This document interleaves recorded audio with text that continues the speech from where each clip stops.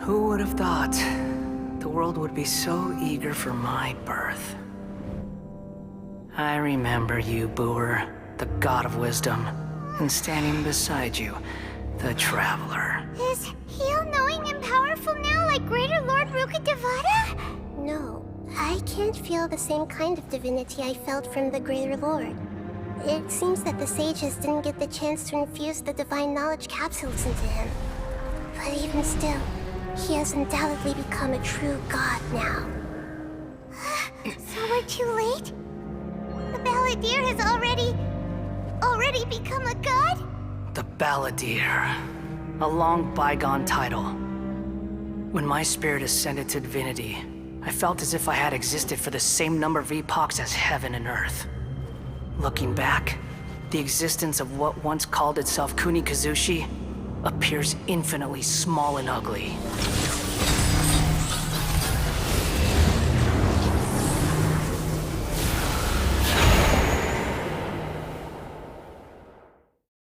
This imposing aura, it really feels like a god's. A body that capitalizes on the Balladeer's original construction as a mechanical puppet, with the Gnosis serving as a constant power supply. How much effort and resources did the sages put into this? From a purely technological perspective, it's a commendable achievement indeed. It's no exaggeration to say, this is the culmination of human wisdom. You sure are something! Dishing out compliments at a time like this? But I don't think he's reached the spiritual height of a god. Strife is engraved upon every god and every gnosis brought forth into this world. Can you feel it? The exhilaration of such power, and the thrill of anticipation for our contention. Nahida wouldn't feel the same things as you! Do you not realize that you are interrupting a conversation between gods? Lowly creature, know your place!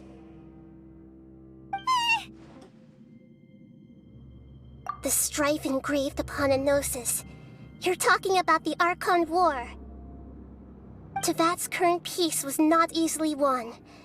I didn't personally participate in the Archon War, but the way I see it, all those losses were meaningless, driven by the demands of the laws. There's no point in bringing it up again. Is that so? Yet I am deeply disappointed that I was never allowed the fortuity to personally participate in the Archon War. This is a first. Encountering a god in this world who does not crave power. No wonder your own people have abandoned you, god of wisdom. Your judgment is as your existence, unsubstantial. This is where everything ends, Booer, the god of wisdom. You should know that wisdom cannot solve every problem. Like now, where your only option is to face me in combat.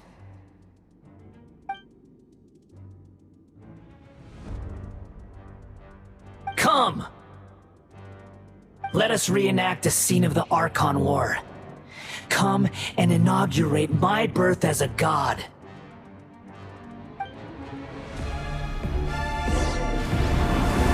Churn! Lightning terrified! Everybody stand back! This is order. Solidify! Insignificant past! It's nothing.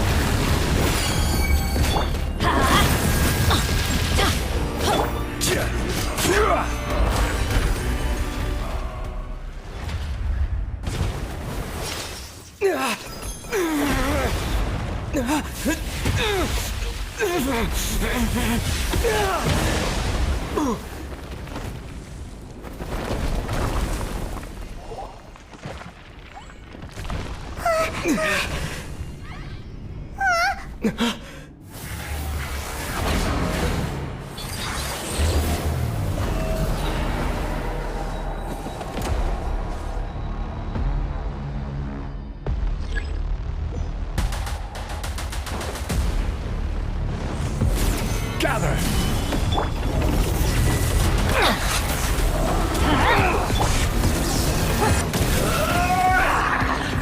Don't waste my time. Give up. Stabilize! Our bond is strong.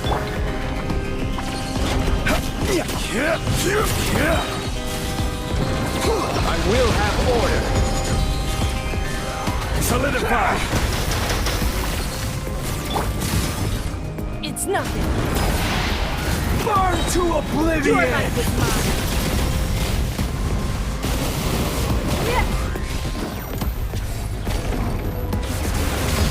Kneel!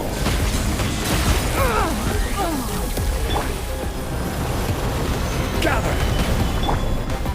Dissipate. I'm going in. Reality is pain!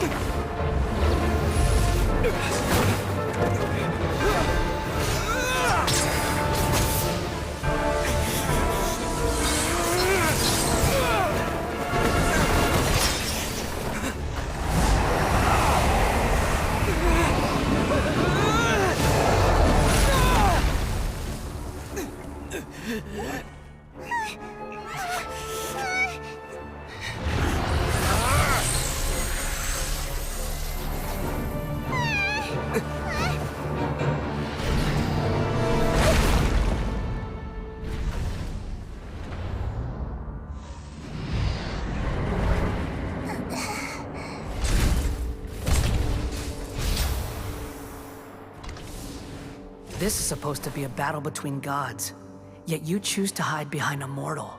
And now, you're acting like you'd sacrifice yourself for a human. Are you having fun proving a false sense of heroism to yourself, Booer?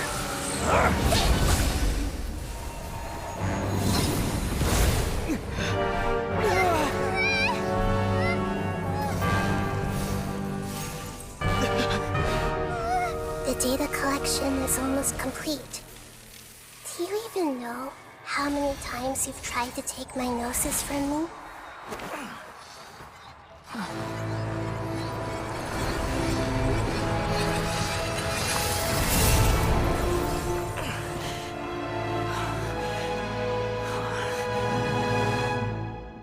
We just concluded the 168th loop.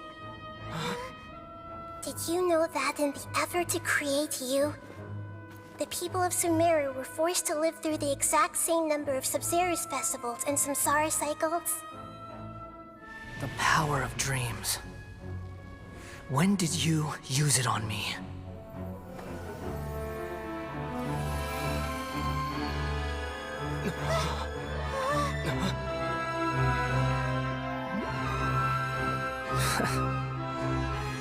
You can't even defeat me in a dream. What do you hope to achieve with this little trick? Come, Traveler. Just like before. Allow me to awaken the memories in your dreams. All that battle experience! It's more than that. Compile everyone's wisdom in the name of the Archon. That is the original function of the Akasha. I've sent everything that happened just now to the people of Sumeru in the form of knowledge. I've asked them to help you find a way to defeat the false god.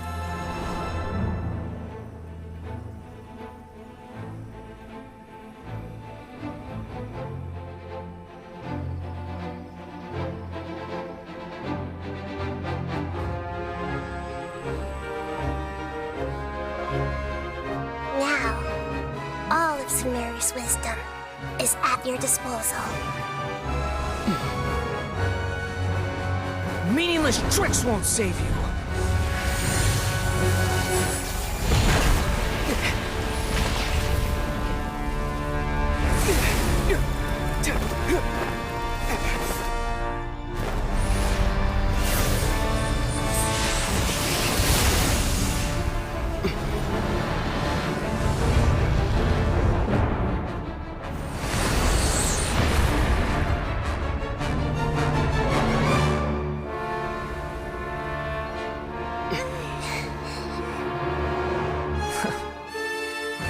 Are you done with your tricks?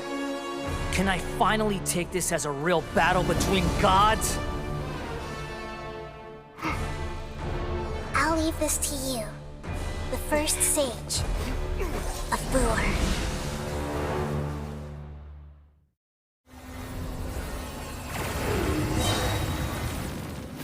I am the all-knowing God!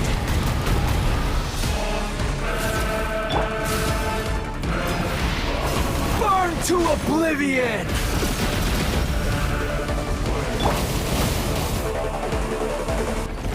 This may hurt a little. The Temple of Wisdom!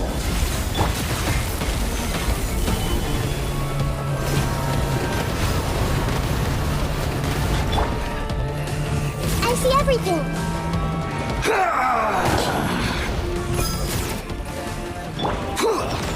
Stabilize!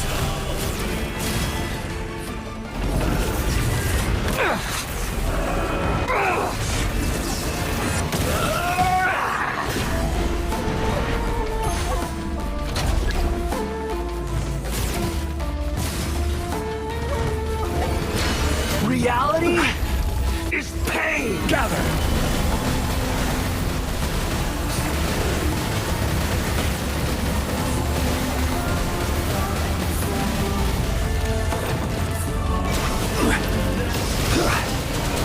Good riddance, cruel world. Stabilize! Get with me! Let's light it up! Yeah! Ta.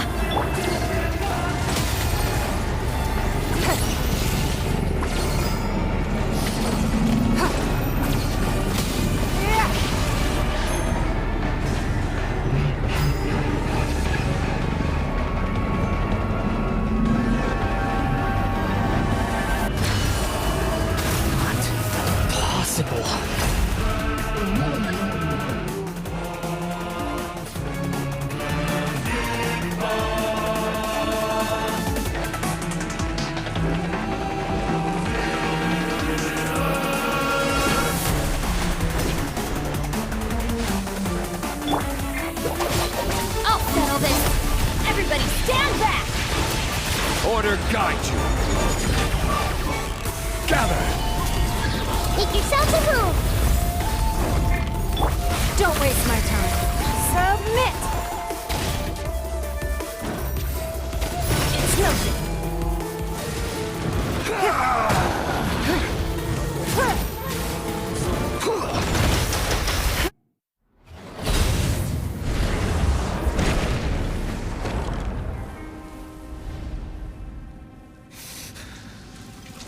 Humans.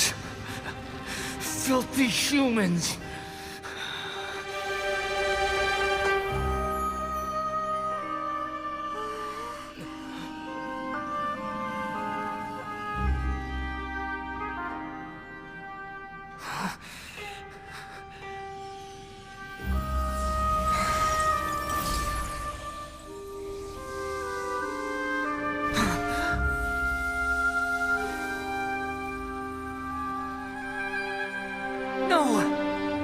Wait! Please! Anything but the gnosis!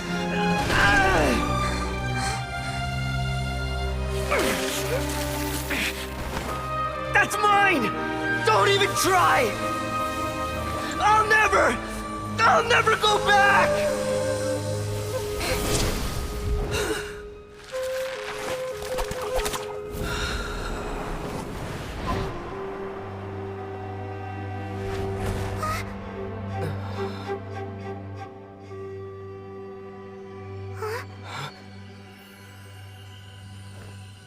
We haven't yet found the answer to the most important mystery.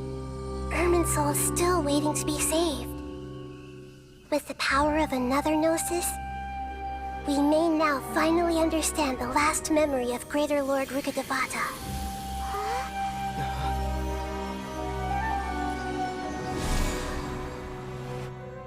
This is... That's right. This is the last memory of my predecessor.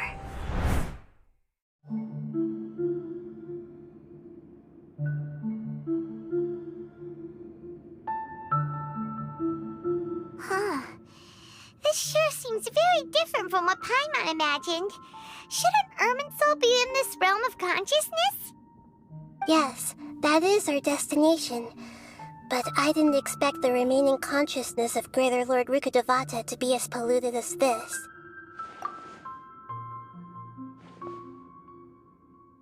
Forbidden knowledge? It seems you know about a concept that even I don't completely understand. Could you tell me what you know?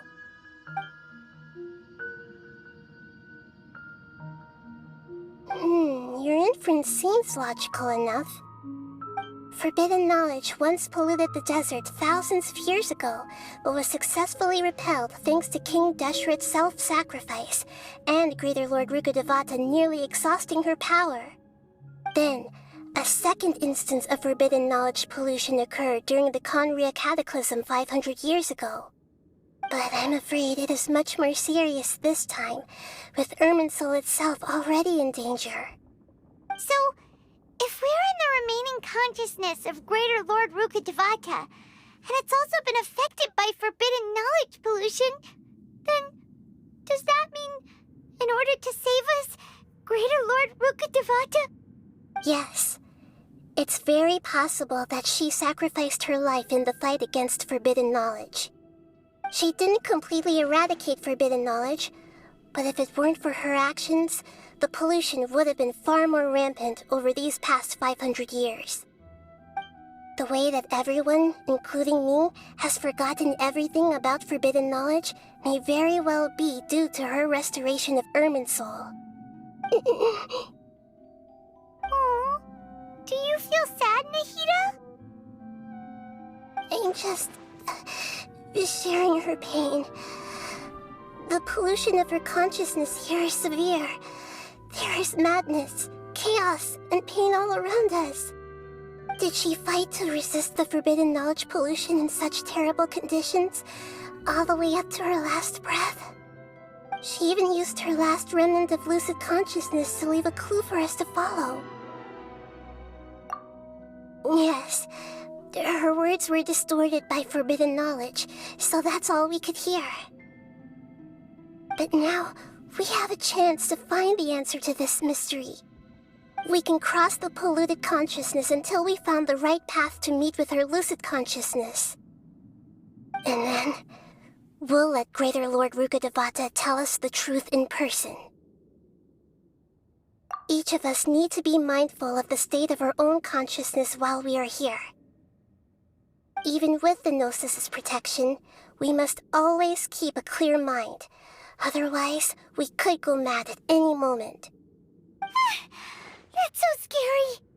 Don't worry, it should be easy enough for you to keep that mind of yours clear, Paimon. Let's go.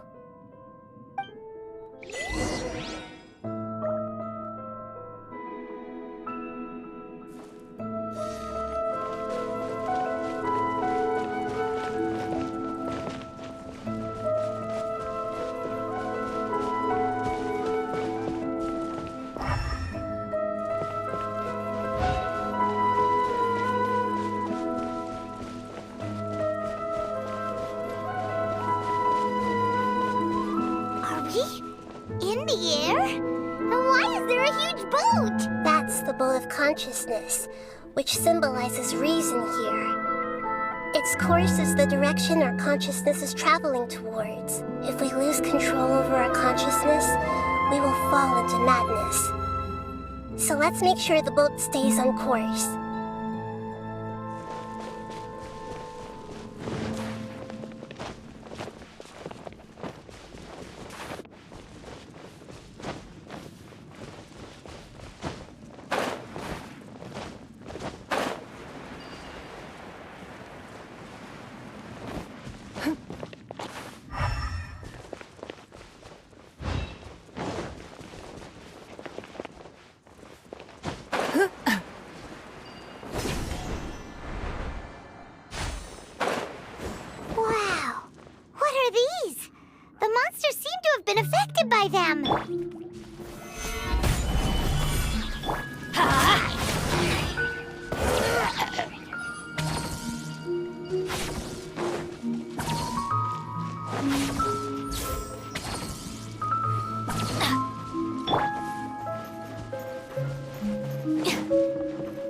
Stand with me!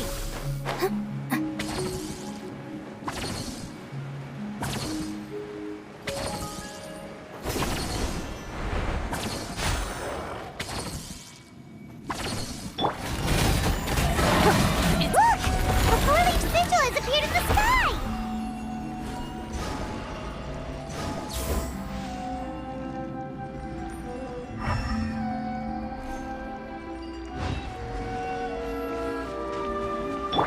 Our bond is strong!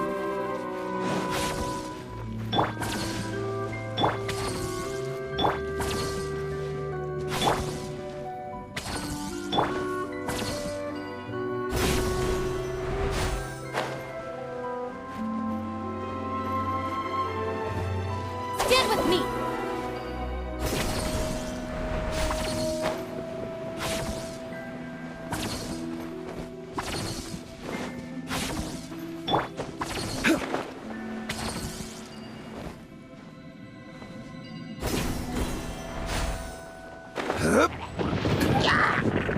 This is order.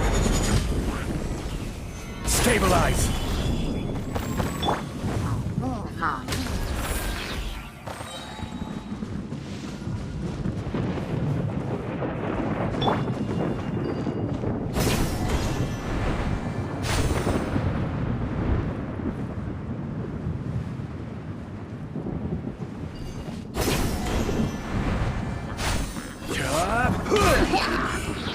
Your life is mine! To control the boat of consciousness, we need to find the helm first.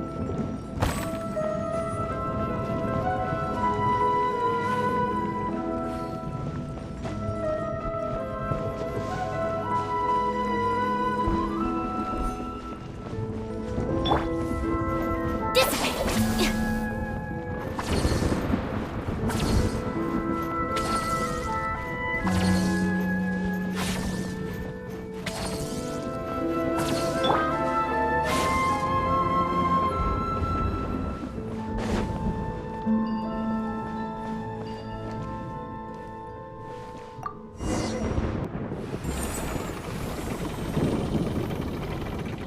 We changed direction. Are we still going the right way, Nahida?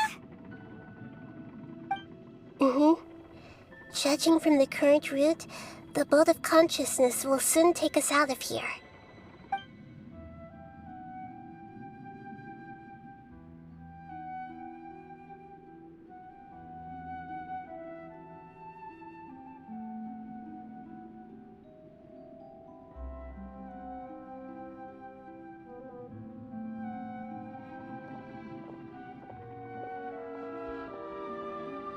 We'll be arriving at our destination soon. How are you feeling? Are your minds still intact? Huh? But everything's been completely normal for Paimon. Hopefully there won't be any more interruptions. This time, we should be able to meet Greater Lord Rukkhadevata. Are you saying you've never met Greater Lord Rukkhadevata before? No, it seems that my birth and her death took place at the same time. Otherwise, I think she would have given me a little more guidance, and I could have done a better job. Hey, you've done a great job, Nahida. Let's get out of this creepy place and go meet her.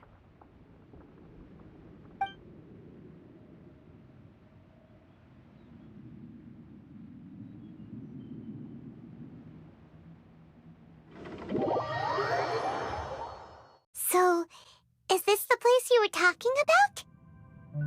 The base of Irminsul?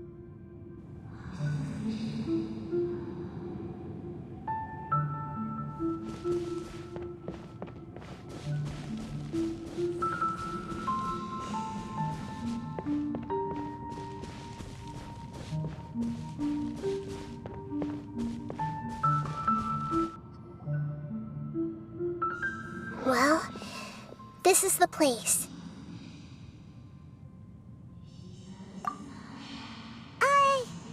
We're here to find Greater Lord Rukkhadevata, right? But the one standing over there is... Is that... me? She looks exactly like me. Are you Greater Lord Rukkhadevata? Yes, that's me. Are you surprised by my appearance? Irminsul and the surrounding lands have been reproduced here as they were years ago. But this is just a realm of consciousness. We are manifestations of the same nature. Hence why we would appear exactly the same. We're of the same nature. Why? Because you are me, and I am you. You are me in the new samsara. The new samsara? As Greater Lord Rukkhadevata, I'm the avatar of Irminsul, and you are the purest branch snapped from Irminsul. Imagine it this way. Even if a tree dies, its branches will eventually take root and grow, continuing the tree's life in another form. I'm merely the remaining consciousness of Greater Lord Rukkhadevata. The real me has presumably died a long time ago.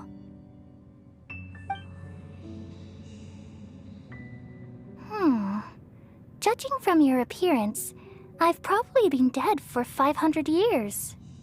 But you're finally here. My new self in the samsara. If this is true, then am I going to be a great Archon like you someday? Though we share the same nature, our fates are bound to be different. All things have their own fate. When a branch grows into a mature tree, it won't be the same as the original tree. That's why fate is the ultimate knowledge, isn't it? That's a great insight. Yes, very good. It's also precisely why you won't become like me. Really? But perhaps you may become an even greater Archon than I. I already see a determination in you that I didn't possess in my time, and the future that it leads you to will be yours alone.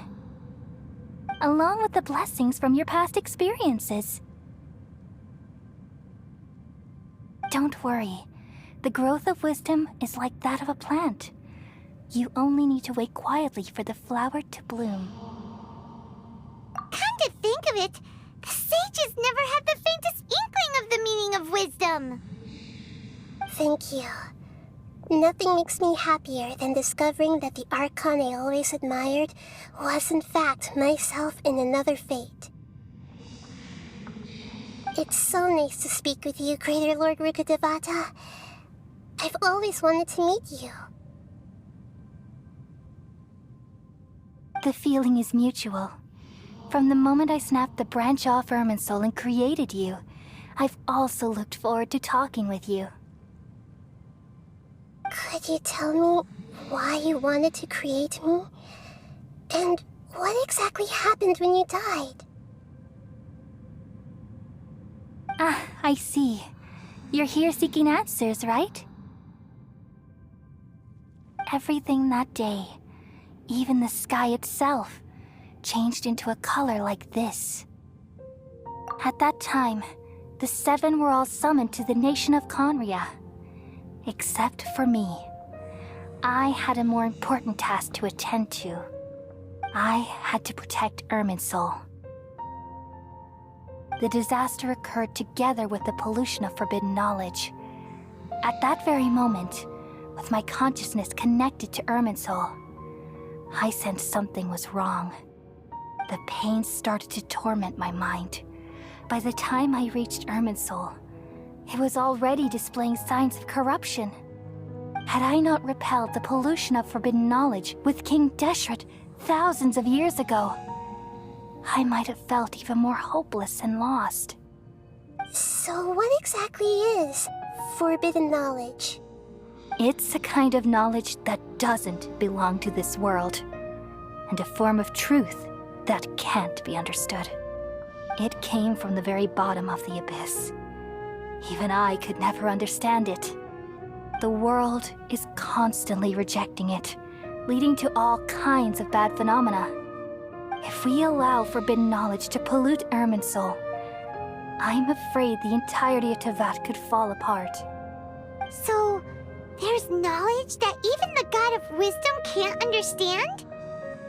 At that time, I knew I couldn't repel the forbidden knowledge with my strength alone.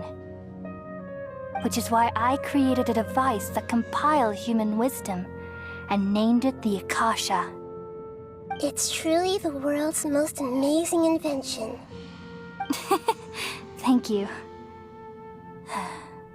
For a long time, I thought dreams were the fruit of human wisdom. Though it was selfish to do so, I borrowed people's dreams using the Akasha. Then I compiled their wisdom and all of my own power. Well, did it work? Thanks to the wisdom of the people of Sumeru, almost all the forbidden knowledge was cleared from Irminsul. But things didn't go as smoothly as I thought. I had a terrible headache, which gave me an uneasy feeling. And then I remembered that my consciousness was also connected with Irminsul.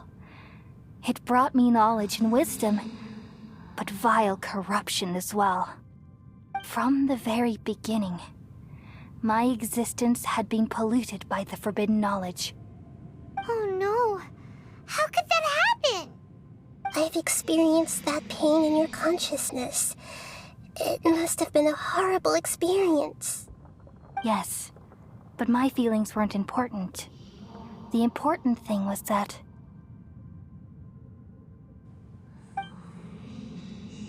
even if I died, my existence and everything related to me would continue to exist in Irminsul as memories and knowledge, meaning that the forbidden knowledge couldn't ever be permanently eradicated. And there's no way for me to eliminate myself. It would be a sort of paradox. So, I took the purest branch of Irminsul as my incarnation in the next samsara, and left a trail of clues, all in hopes that you would come here and remove me and my pollution from Irminsul forever. Wait, no, I can't. So you realize what that implies. You are very smart indeed. Irminsul has all the knowledge and memories of this world. And as you've realized just now, removing me from Irminsul means I essentially will never have existed in this world. But this is the only way to save Irminsul. People love you so much, and they've missed you so much over the past 500 years. I am exactly the same. So how can we just forget you like this? Is there really no other way? There must be something else I can do. You're the god of wisdom, Booer. You should know that there is no other way. But this is so cruel. I don't want to forget you. No need to feel so sad, Booer. As someone who delights in wisdom, you should feel joy at finally finding the answer. These are the words in their entirety. The answer you've been seeking all along. Let the world completely forget me.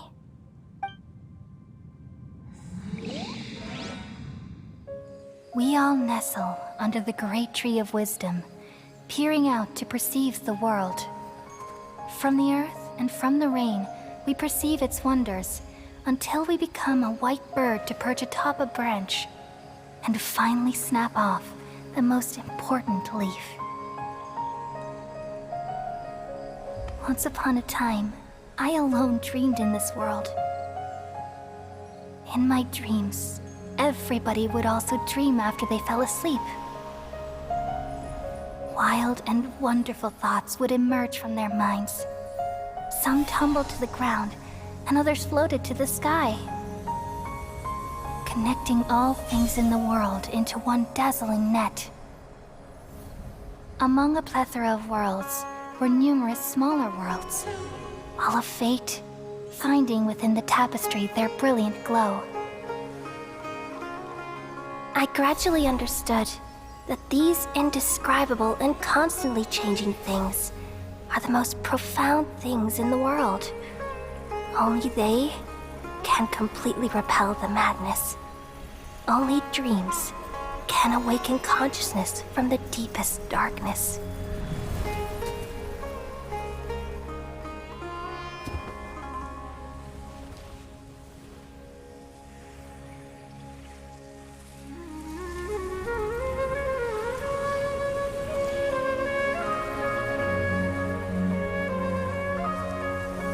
I'm the one who posed this question, yet also the one who sought a solution. Saving the world with the dreams of the people used to be my answer. And now, you've also found your own answer, and I shall return all the dreams to the people.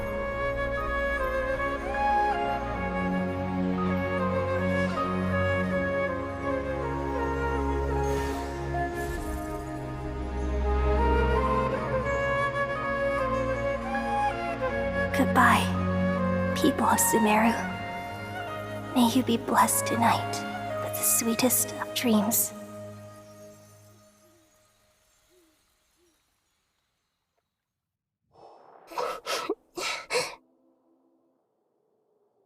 I'm alright. I'm just a little confused. We've just saved the world, right? So why am I crying? I don't know where this feeling inside of me is coming from, but I feel very sad. Just now, we used the power of two gnosis to successfully connect with the Ermin soul consciousness from 500 years ago. Then, we removed the remaining pollution from Ermin soul. Yeah, what's wrong? Weren't you there just now?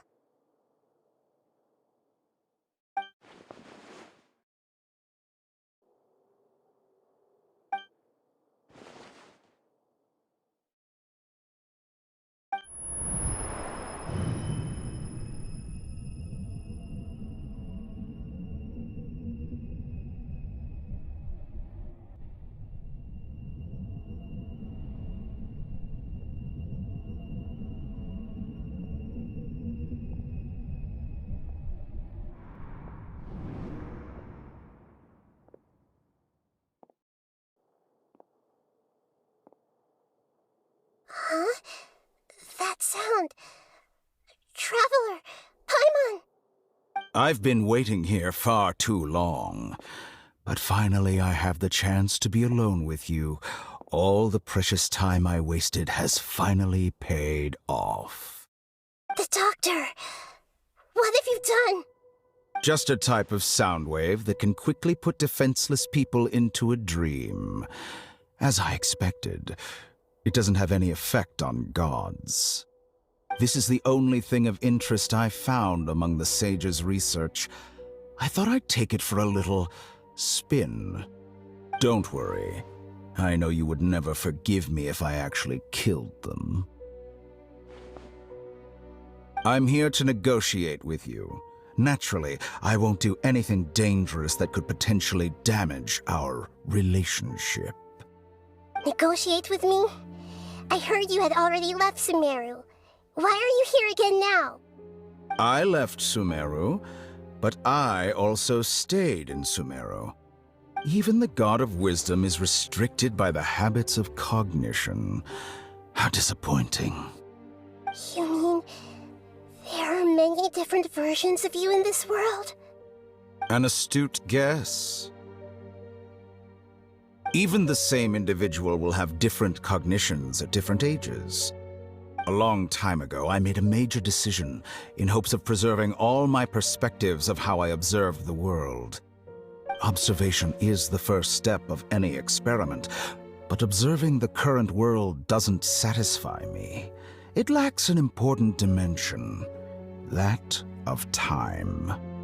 So I saved segments of all my ages and made them into independent individuals. That's all there is to it. Indulge me. How does the God of Wisdom find my method of seeking knowledge? It's an insult to the very concept of life. Life inherently has many rules and restrictions, each with its own significance and reason to exist. They can't be broken on a whim. Good. Amazing, even. Indeed, it's difficult for humans to make peace with themselves, not to mention oneself from a different period. Since you're in the academia, why wait until now to show up? You could very well have stopped us and helped that fake god. Simple. Let me ask you this. Would any staff member ever help the subject in the middle of an experiment? It was my experiment. So why should I interfere with the results? The academia saw the plan to create a god as their ultimate goal, yet you only saw it as an ordinary experiment. You really are crazy. If the experiment succeeded, you would have had a new god on your hands. How would you have faced your own god then? Would you still take the same stance? Would you still hold the same view of yourself? I'm first and foremost a scholar. These results should be left to the judgment of the hypothetical me confronted with that outcome. But you're right. And that's exactly why I'm disappointed with the conclusion of this experiment. As an individual, you don't have any sense of belonging. You seem to have even fewer convictions than a typical scholar. Oh no, I certainly have my own convictions. They just don't fit your standards, that's all. All right, that's enough conversation for today. The experiment is over, and it's time to tidy up the equipment and reclaim any useful materials. For example, the Gnosis. Lesser Lord Kusanali, you're an intelligent Archon. I'm sure you understand the disparity in our combat abilities at this time.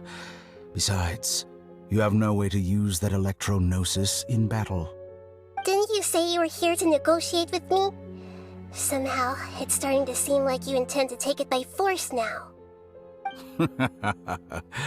I'm merely stating a fact. After all, I'm also a scholar. Naturally, I hope to show proper respect and dignity to the God of Wisdom. Your hypocrisy is built on absolute confidence. I understand your scheme, but... what if I were to destroy the Gnosis now and awaken the heavenly principles? Awaken the heavenly principles? Do you think that's really possible? The heavenly principles have been silent for many years, but the Gnosis are symbols of their control over Teyvat and all the laws. Will the destruction of a Gnosis attract the attention of the heavenly principles? And if so, how do the Fatui plan to deal with the consequences? Do you dare to gamble such a possibility with me? Gamble? How surprising. I thought you would show evidence or use rigorous reasoning to prove your point. The word gamble is the last thing I expected to hear from the God of Wisdom. But this is a clever move. You must have seen through me when I first captured your consciousness. As a scholar, I respect all possibilities. This has always been my principle and is an essential trait as an experimenter. Indeed, I can't ignore this possibility. So tell me then, what are your conditions? This foreign Gnosis will only lead to disaster if it stays in Sumeru. But this electro-Gnosis is the prize I obtained after defeating one of your fellow Harbingers. Now, as the one who initiated this cascade of events, shouldn't you pay the corresponding price? Price? Interesting. What price would you have me pay? How about erasing all your other segments? So this is how you wish to restrict me, the most threatening opponent of the Nation of Wisdom. What you request of me is like plucking out the eyes I have placed in the dimension of time. Segments are extraordinarily difficult to make. They require extremely rare resources and enormous amounts of time and effort, requiring me to destroy them all here and now. Bravo. A suitably wise decision on your part. Yes, how very interesting. Can I assume that you have long been wary of me? Among all the versions of me, this segment you see now is the most selfish. If it weren't me, your idea wouldn't have worked. What did you see when you were imprisoned? You were observing me, and that's how you know I've long grown tired of their doubts and endless arguments. Like you said, it's difficult to make peace with yourself. Being as smart as you are, have you managed to do that? I see. If you think all those versions of me are worth a gnosis, then deal. You sure didn't hesitate much. Is the relationship between all the versions of you really that bad? I don't think there's any need to dwell on that. The surplus versions of me can be exchanged for a gnosis. Do you think anyone can offer themselves at a higher price? Besides, with my abilities, it's only a matter of time until I find better perspectives. Perhaps it's best to say, you're just temporarily ahead. But what I'd like to know is, how can you be sure that I've really erased them? I can see your remaining honesty.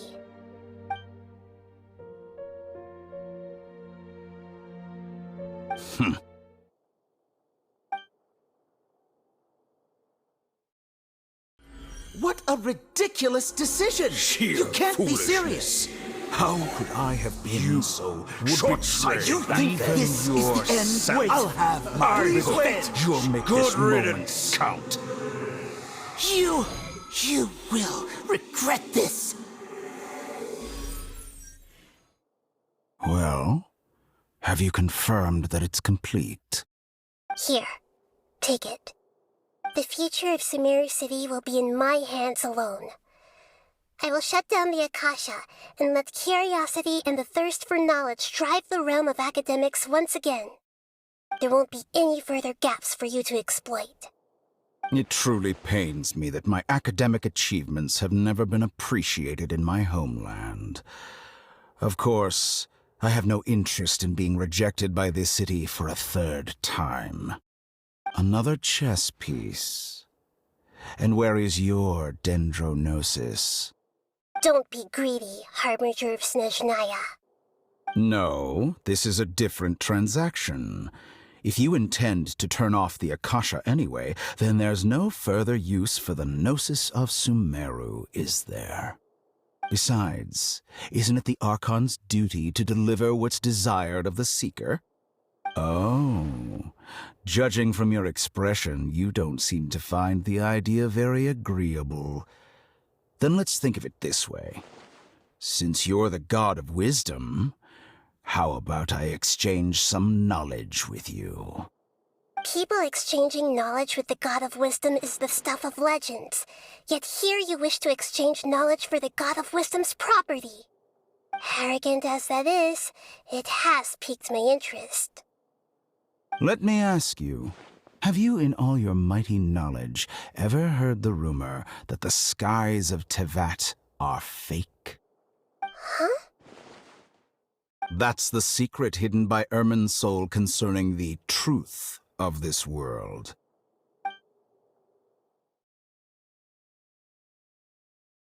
Once I finish telling you about this, it will be time for me to say goodbye. With negotiations, we've all gotten what we wanted. I'm very glad I got to meet you like this. Your arrogance may know no bounds, and convictions may mean nothing to you. But I'll still listen to what you have to say.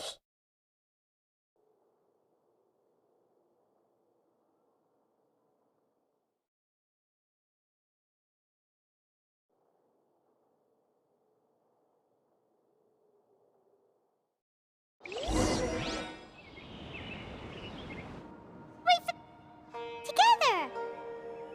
Okay. Wake him up.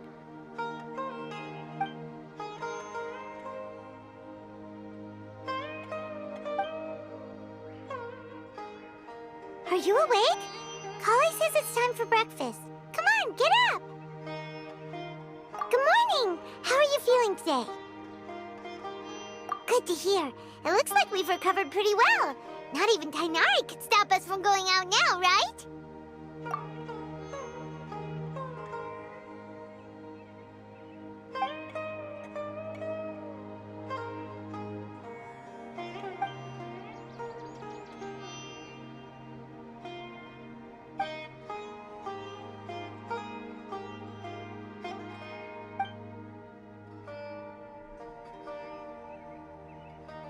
Come on, Traveler, let's go!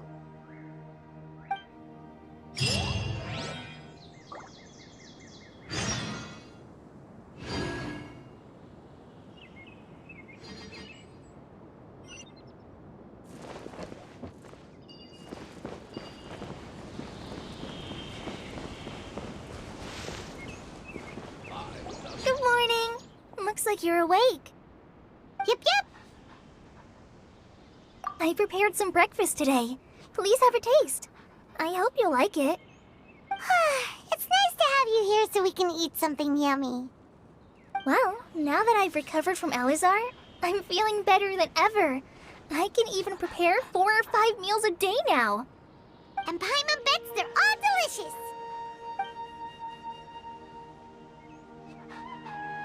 Oh, by the way, someone brought a letter for you after you went to sleep last night. Nope. Paimon wanted to read the letter with you after you woke up, so Paimon didn't open it. All right, let's read it now. Oh, it's from Milu. Ahem. We're going to hold a feast at the Grand Bazaar and celebrate Sino's reinstatement as the General Mahamatra. As heroes of Sumeru, please be sure to attend. I'll wait for you. The date of the banquet is written on the back. It's in 2 days. Oh, I've also heard that you've become heroes here as well. That's amazing.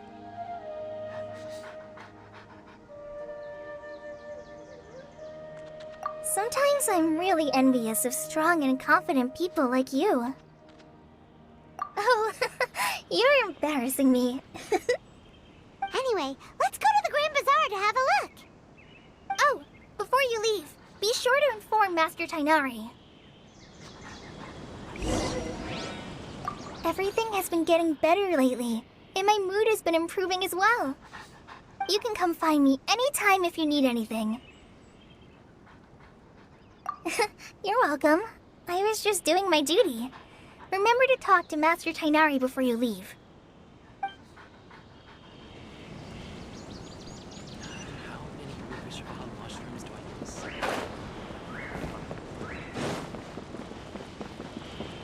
Tainari!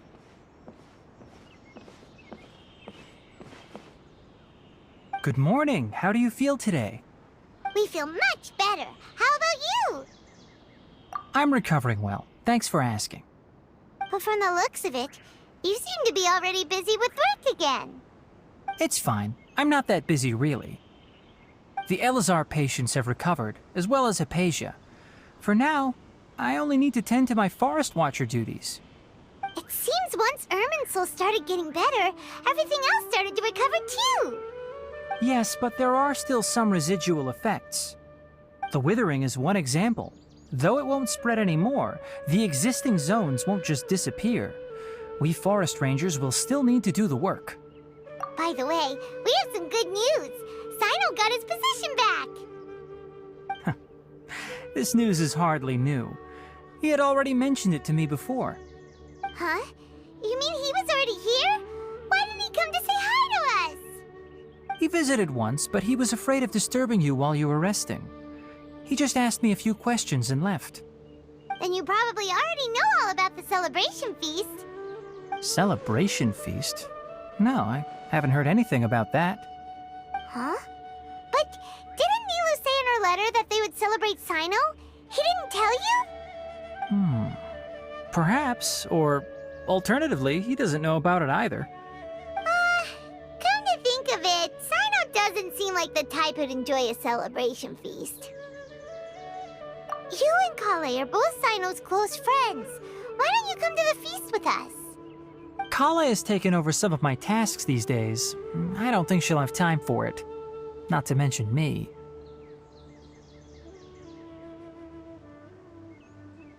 You see, some VIPs have come to the forest recently. Huh? VIPs? Very important Paimons? Well, technically speaking, they are former VIPs. The sages involved in recent incidents have begun their training in the Avidya forest, and the people they had previously imprisoned have all been released. Huh? Yes, he's a little weak, but he isn't injured and his condition is stable. Lesser Lord Kusanali, in her boundless mercy, has decided to spare Azar and the other wrongdoers. Supposedly, they were ashamed of their shallow ideologies and have decided to dedicate the rest of their lives to cultivating wisdom in the Avidya forest. When they learned that Lesser Lord Kusanali had defeated the Balladeer and saved Irminsul, they were shocked at first, but also became happy, feeling that the sacred light guiding them on the path of discovering wisdom had begun to shine once again. As a result, work has increased for the forest rangers. That sounds really exhausting. There's nothing we can do, really. But that's another topic. Back to the matter at hand. Are you two planning to head out? Ah, right! We're here to request permission to head out. Would that be okay? You've recovered well. You may go, but be careful. Yay! Will do! Is there anything else you'd like to ask about? Ah, yes. Thanks for remembering her. She continued her training in the forest after she recovered. As a scholar, she never slacks off. A lot has happened lately. Kale and I have been busy, but don't worry, we'll take care of ourselves. As for Sino's reinstatement, the more I think about it, the more I suspect that he just doesn't have a single clue about this feast. But this does remind me that Kale and I should find an opportunity to celebrate him as well. He has helped me a lot during this time. And you as well. Thank you. Take care. Please, find me if you need anything.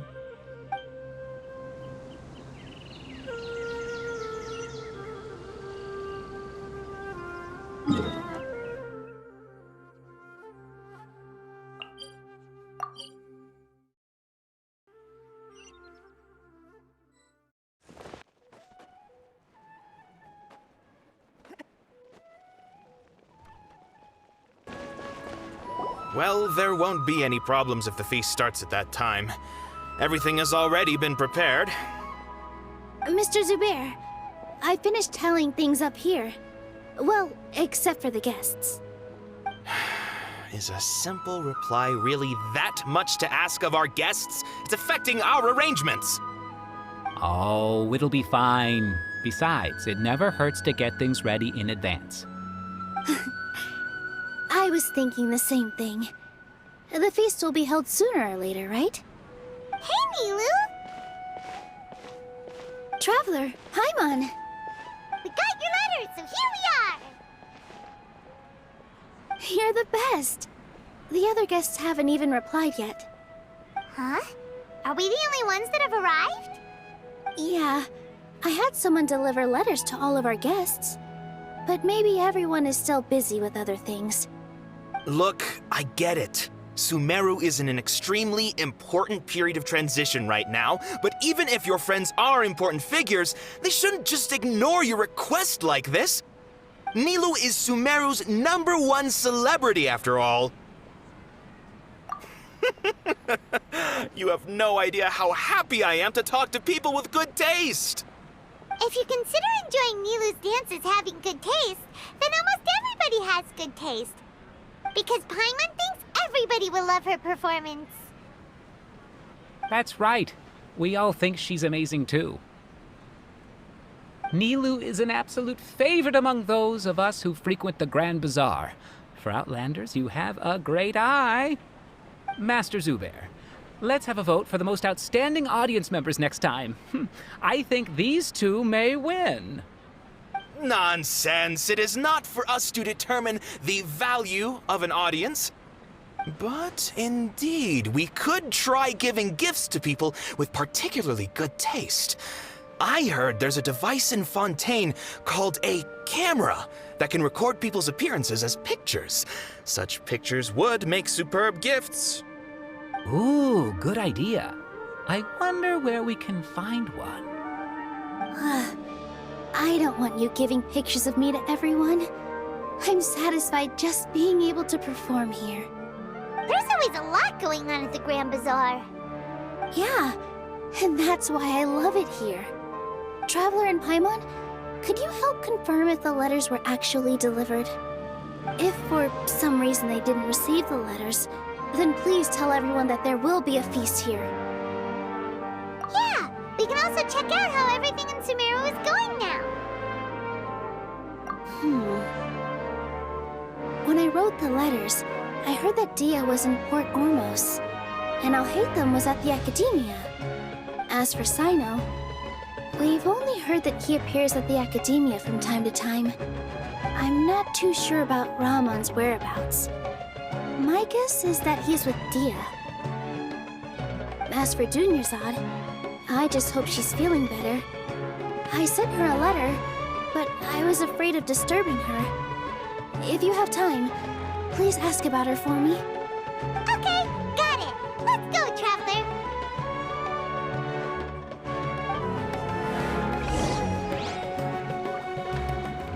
I'll go to the Adventurers Guild later and ask Ms. Catherine if she knows how to get one of those cameras. Yes, please do. I'm sure the audience would be thrilled at the chance of receiving commemorative gifts. It could be our special surprise that we prepare for everyone. I think it's an amazing idea. Who knows? If we take more pictures, they might even become the signature souvenir of the Grand Bazaar. And Nilu will become even more famous. Ha! It won't be long till people are fighting for front row at your performances. I've heard that this camera is not just something anyone can use as they please. It must be aimed properly, and subjects should pose for the best results. Oh, should we get ready then? Perhaps we should wear something a little more appropriate. No. I think we look absolutely fine. If anything, when we pose for this, clever invention, we should just be ourselves, You really think so?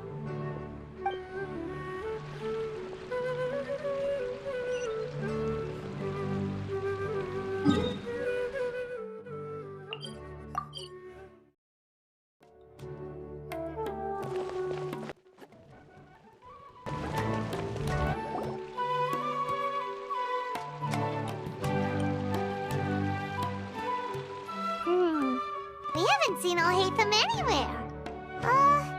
Let's ask that person over there.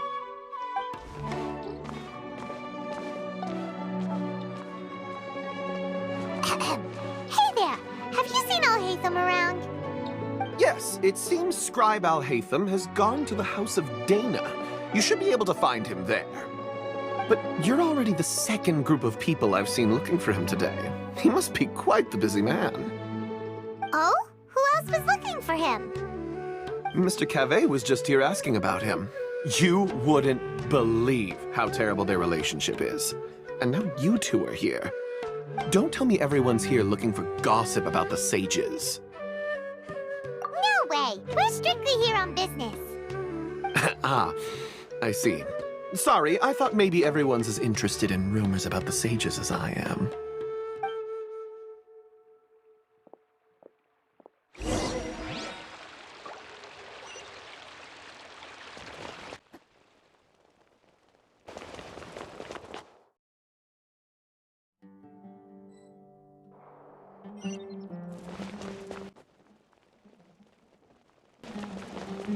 Alhaitham should be around here somewhere, right? Oh, he's over there! But it looks like he might not have time for us. Just put down that worthless book and tell me what happened in the academia. This is not just some worthless book. Do you have any idea how difficult it is to find a physical book like this in Sumeru? It doesn't matter. It's probably just another thing that you used your authority to get your hands on anyway. Just put it aside. Listen, I came back today only to hear that the sages have disappeared. Oh, you sound surprised. I thought you would already know the inside story. Would I be here asking you if I knew? You're the scribe, not me. So just tell me what you know already. Well, I almost became a sage. Huh? Oh, don't sound too surprised now. You're the renowned Kaveh, light of the Ksharawar. Besides, as a master builder and craftsman, chances are you'll be appointed as a sage too. Why do I feel like you don't really mean it? Huh. What makes you say that? Why would you question my heartfelt sincerity? Maybe it's because you've never said anything good about me before. Yeah, well, I share a similar sentiment, and anyone who knows you as well as I do would surely do the same. Ugh, you... See? This is why I hate discussing anything with you. Your ridiculous and arrogant attitude always gets in the way. It seems that you really can't stand my personality. Ha! What was your first clue? Well, then you might as well move out of my house. Are you threatening me? Stooping to a new low, I see. Ugh, and don't change the subject. You, a sage? What a joke. The academia might as well just close tomorrow. Are they having a fight? Forget what's going on with the academia. Haven't you been busy with your construction project? Tell me, when are you going to build yourself a mansion? Don't get me started. I get angry just thinking about it. So, what great building did our master architect work on this time? Like I need to tell you. Keep your nose out of my business. No, I think we deserve to know. Where were you when Sumeru needed you most? I was in the desert for a large project, but considering Haravatat's utter ignorance of architectural and aesthetic matters, you probably wouldn't understand. Which is truly unfortunate. I can only pity the man who doesn't understand the first thing about beauty and romance. Unlike a true... Hold on, wait a second. What do you mean by when Sumeru needed me most? Well, while you were out fiddling around in the desert, many people came together to save Sumeru from a crisis. Ha! And you think I'd believe that? Look, all you really need to know is that Azar and all his accomplices have all been overthrown. Huh? What nonsense are you talking about? It's no skin off my nose if you don't believe me. It's not like my Darshan was the one trying to apply for funding from the Grand Sage. Yours, though, on the other hand... You know what? I'll ask around. I'm sure someone knows what's going on here. You're dead if I find out you're lying to me.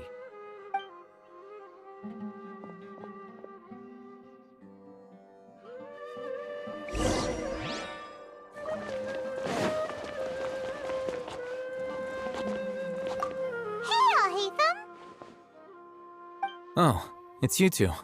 What's the matter? We're running some errands for Nilu. Have you received her letter? Letter? Nilu said she sent out a letter inviting everyone to a celebration feast in 2 days at the Grand Bazaar. We'll also be celebrating Zaino's reinstatement as General Mahamatra. If she addressed the letter to Alhaitham of the Academia, then the letter should have gone to my office. I've been busy these days, so I haven't had time to check for any new mail at my office. I only now have some free time to attend to personal matters. Have you always been so busy with your work? Of course not. I'm only busy these days because several sages have been dismissed recently and the whole academia was practically turned upside down. Kainari told us they all went to train in the Avidia Forest. Apparently they will spend the rest of their lives there. That is already the best possible ending for the likes of them. 4 of the 6 great sages were possessed by their desire for power and attempted to create a new god. In order to pull it off, they even imprisoned the other 2 rational sages. To imagine such things could take place in the academia. I don't know where to begin. Yeah, you're right. Huh. Feels kind of strange to hear them called that after all this time. But then again, the 6 great schools sounded pretty impressive too. Yes, at least that's how they're supposed to sound.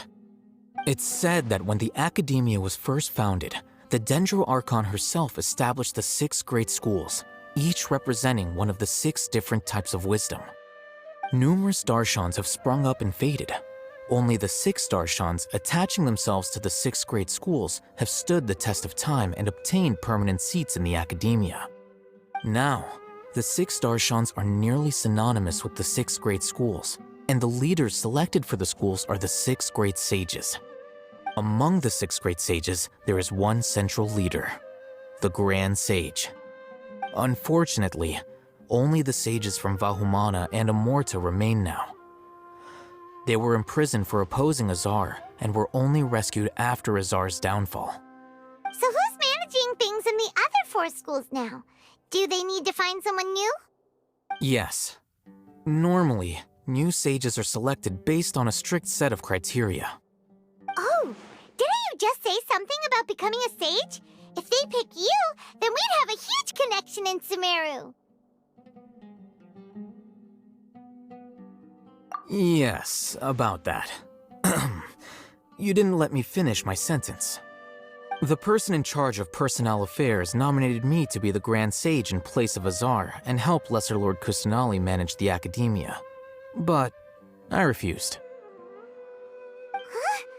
But why? Can't you be a little more ambitious? I'm not even interested in being one of the 6 great sages. Like I said before, I don't like being a leader. Oh, all right. So are you busy these days trying to find others to take the job? That's not my job either. I'm only responsible for handling important affairs within the academia before the new sages take office. And the first thing I'll do is reject Kasharawar's application for funding. By the way, who was that other person just now? Is he your friend? Do we look like friends? Paimon doesn't know. That's why Paimon's asking.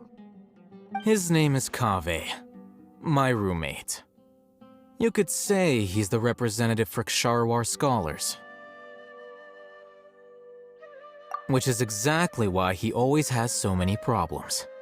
So everything that's happened recently must be a huge change for the people of Sumeru. Such is the work of the Academia Scribe. Well, anyway, no matter how busy you are, since you are our planner, remember to attend the celebration feast in 2 days. All right, I'll see you there.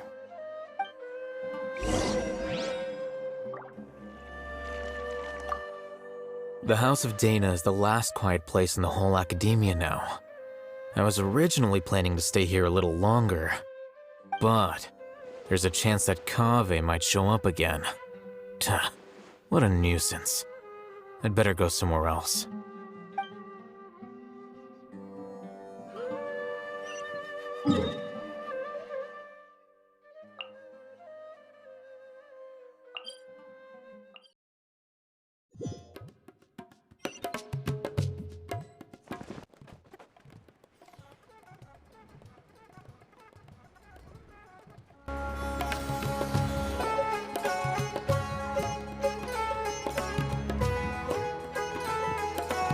This is Port Ormos.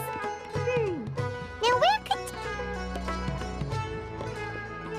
Is that Paimon I hear? Huh? Oh, it's been a while. How are you doing? Dinyarzad! It's been so long since we've seen you! I'm doing well. I can go as far as saying I have never been happier in my entire life. I don't know if you've heard, but Elazar has completely disappeared, and all the patients have recovered. You kidding? Knowing them and the connections they've got, I'm sure they've heard about it. That's right. My lady is feeling better now, so I'm accompanying her for a walk. Why do you still call me that, Dia? You've already informed my father of your resignation. I guess I'm just used to calling you my lady. Old habits die hard. Resignation? You mean you're quitting? Yeah, I might start losing my edge if I keep being a bodyguard for the Homayanis. You know that my parents and I are fond of you, and that we appreciate you very much. It wouldn't be a problem if you wish to continue to be our bodyguard. I'm not a woman that's easily persuaded. You should know that by now, my lady. When I took this job, I had already decided that I'd quit as soon as you'd recovered. It's time for me to get back out there and chase that horizon. So what are you gonna do now if you're not gonna be a bodyguard anymore? I want to take a risky job and put my body to the test again. Huh? But we literally just finished one of the most dangerous jobs ever. Are you getting bored already? I know. If I hadn't joined in that plan with you, I wouldn't have come up with this idea. I guess I still get fired up by that feeling of going all out in a fight. It made me realize that I'm still a mercenary through and through. Life is short, and I'm happy that I got to be a part of that operation. But the whole thing also made me realize that there are still many problems in Sumeru. And as a desert dweller, I'm still not completely ready to settle down on this side of the wall. Well, I remember a friend had someone bring you a message. You mean I'll hate them? I didn't expect him to still remember that. I thought he was joking. We just came from talking with Al-Haytham at the Academia. Did he tell you that he suggested that I come work at the Academia? What?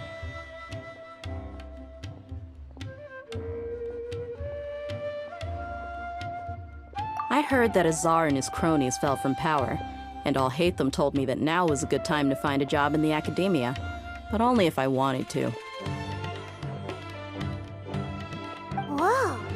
Paimon can't see you being anything other than a mercenary. Me neither. Oh, but I think Dia would look great dressed up as a scholar. Forget about it. I wouldn't last 10 seconds in there.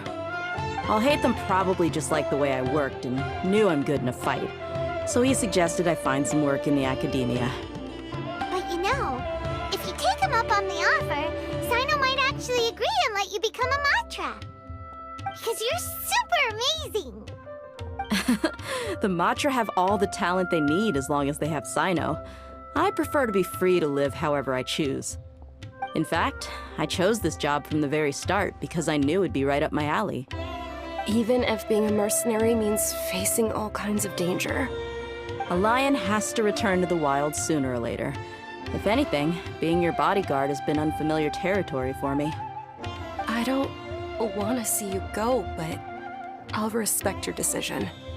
I'm glad to hear you say that.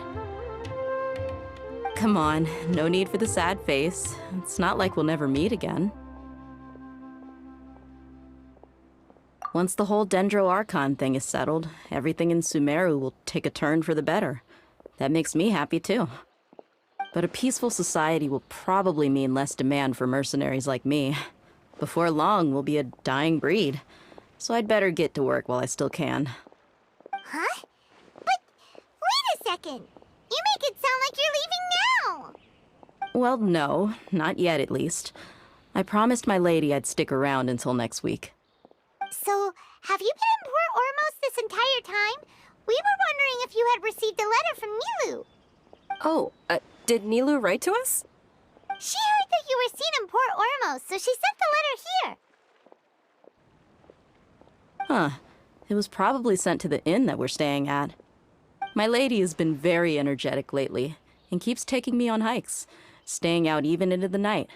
By the time we get back, the receptionist is usually off napping on the job. Right, and we tend to leave quite early in the morning, so the old man on duty is also usually dozing off. So what it really sounds like is that the person on duty is always asleep. I bet the letter's at the reception desk. I'll go check later. No wonder there wasn't a reply. You never received the letter. Good thing Nilu asked us to come and check on that. Sorry to make you two come all the way out here. It must be something important for Nilu to specifically write to us like that. Yes, she said they were preparing a victory feast in the Grand Bazaar, and will also be celebrating Sino's reinstatement as General Mahamatra. She was hoping you could come.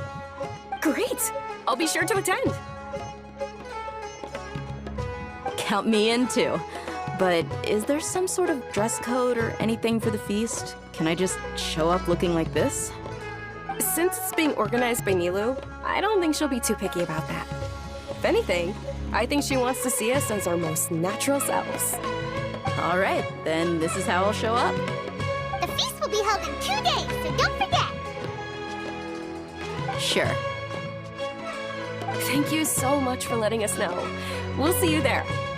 Oh, by the way, do you happen to know where Sino and Raman are? The General Mahamatra always comes and goes without a trace. Normally no one knows his whereabouts. Oh. But last time we met, he mentioned that he had something to do in Aru village. You can try your luck there. As for Raman, your guess is as good as mine. I only remember he said that he had something to discuss with Sino. You can ask Sino when you meet him. Don't mention it. You'd better get going. All right, on to our next stop.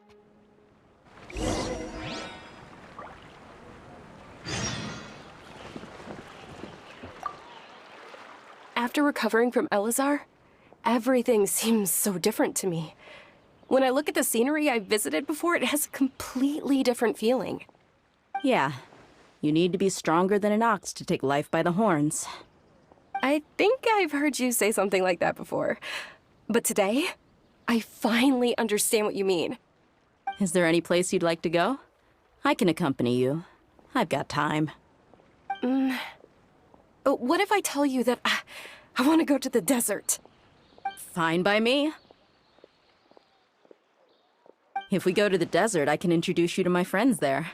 But we should prepare and get everything we need before setting off. Let's go! I'll go pack my luggage now. After we're done with the feast in 2 days, we can go have fun in the desert. You can count me in.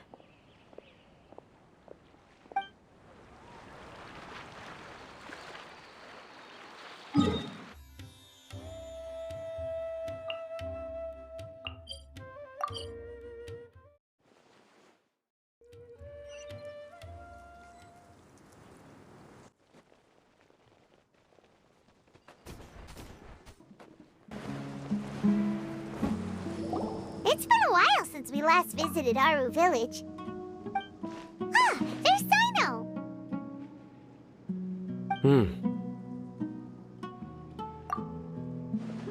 What brings you here? We recovered well, and Tanari agreed to let us leave, so now we're out and about again. It seems Gandharvaville's medical treatment is still as good as ever. And Tanari is recovering well, too. That's good to hear. Yeah, you're the one who brought us to him when we lost consciousness, right? Thanks for that. You're welcome. Tainari has excellent medical skills, and Kale is quite attentive. It was the best place for you. But why are you just standing here like a dead tree? I'm meeting some people. Oh, you mean Candace? I've already talked with Candace and the village chief. They're still at the usual place. You can go there if you'd like to see them. But you know one of the people I'm meeting as well. Oh, by King Deshret's blessing, my friend suddenly appears in the desert. Don't tell me you've run into trouble and need us to help now. Raman! And... huh? Sataria? Oh, you know me? Oh, well, you're pretty famous in the academia. Don't worry, these are our friends. No need to be so guarded. I see. I'm doing well. Many good things have happened recently. Same here. Really, I feel that my whole life has started to shine after suddenly finding a new direction. Oh, tell us everything. Yeah, you go ahead. Alright, well, I suppose I should start by saying I've decided to leave the academia. What? It's not that I've given up on being a scholar. Instead, you could say I've found a new identity. I will no longer pursue research like a typical scholar, but I have not completely given up on my relationship to knowledge either. I can see what you're saying now. What do you mean? I plan to leave the academia and return to teach here in the desert. Wow, so you want to become a teacher? Sataria will return to support education here and teach people from the desert. She can't teach everyone on her own, but there are many of us Eremites all over Sumeru. She came to discuss a collaboration with me and hoped that I could bring her ideas to the Eremites. Yes, it's my hope that the Eremites can help me select a group of smart people with the best aptitude for teaching. I'll teach them, and after they've finished learning from me, they can go educate more people.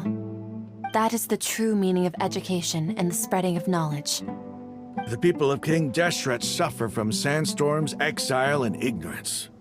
Miss Sataria is more than welcome to come teach here. Her arrival is like a star shining in the desert night. The stars have always guided caravans, thieves, soldiers, and travelers who get lost in the night. They lead those in the dark out of trouble and back to safety. Oh, please. Where's all of this coming from? I'm starting to feel a little embarrassed. You deserve these compliments. Mercenaries are accustomed to danger and don't fear death, which is why we recognize extraordinary actions that common people would easily overlook. Sataria's idea will bring much good to many people. At first, I feared it was destined to fail. Everyone knows that the academia doesn't allow scholars to teach in the desert without permission. As you know, all knowledge is under their surveillance and control, and very few desert dwellers are as lucky as me. But what I heard at that time has been haunting my heart, as if there were lightning bolts constantly bombarding my soul. Sataria, you tread a treacherous path, and the longer you ignore it, the tighter the academia's grasp on you will become. Sataria, why haven't you gone home? Never forget that the desert that belongs to you lies elsewhere. Miss. These words sparked something in me, and I knew that I had to bring something back to my people after going home. I gathered up the courage to approach the Grand Sage, only to find that he was no longer at the academia. Lord Sino told me that Azar didn't belong there anymore. Azar has received much-needed punishment. Though, if you ask me, it may have been too light. You probably have already heard. Lord Sino helped me obtain permission to leave the academia for the desert, and accompanied me here to discuss collaboration with members of the Eremites. My plan was able to go smoothly thanks to him and Rahman. You're all doing so much for the desert. Aside from that, I also have some other business to discuss with Sino. Lesser Lord Kusanali has allocated many resources to support and develop the desert. I've done some business for her, and part of it required the assistance of the Eremites. I applied for a few batches of educational materials from the academia, and sent them to several groups in the desert, as instructed by Lesser Lord Kusanali. I believe the people will make good use of them. That's exactly what the people here need. Physical books and other related items.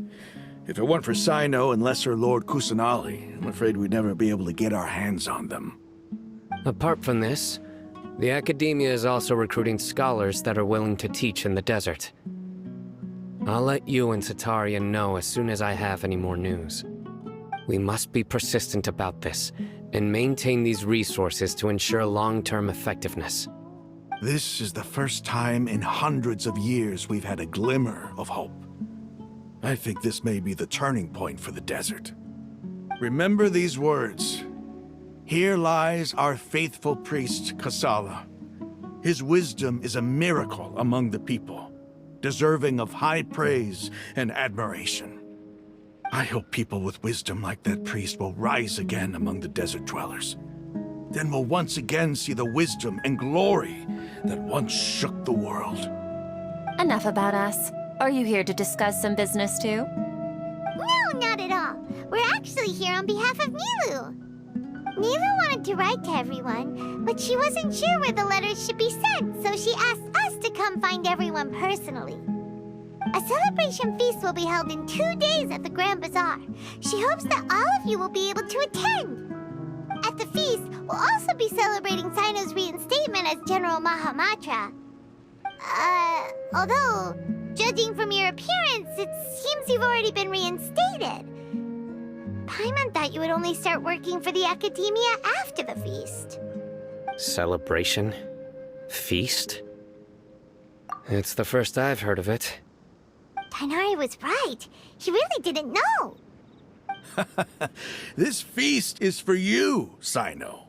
Sounds to me like you'll have to be there. It's rare to see that kind of expression from Lord Sino. You must not like feasts very much. No, not really. But I'll go. Well, I still have a lot to handle here. Besides, I need to look after Miss Sataria in the desert, so I'll have to pass. I'm afraid I won't be able to join you. Although, if you'd be so kind, please give a message to Miss Nilu for me. The message is, I'm sorry for how I treated you before, but now I understand the beauty of your dance. It's like a light shining in the sky. You and the art you symbolize are not only beautiful, but also lively and powerful, so much so that it was prohibited. Please keep dancing, and someday I'll be able to appreciate your art in person. Okay, we've got all that down. Our job here is complete as well. Oh, Sino, remember, party's in 2 days. Make sure you're there. Got it.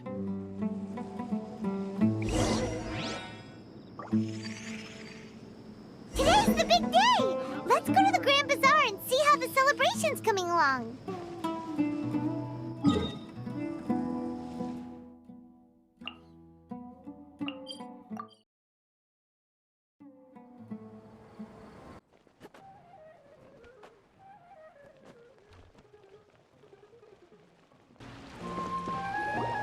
Everybody's already here. Looks like we're the last ones to arrive. I'm here. Ah, there you are. Well, look who finally decided to show up. You look like you came here immediately after finishing up some work. I'm very happy to see you here. But we're not late, are we? It's just that everyone else arrived ahead of time. I propose that the last one who arrived be put in charge of today's speeches. Nah, there won't be any speeches today. Oh, really? Well, even better. Come join us over here. Let's share some great food and drinks, and chat about all sorts of fun things. Everything looks quite good. Wow! Paimon can't wait! Traveler, just look at all the delicious food here!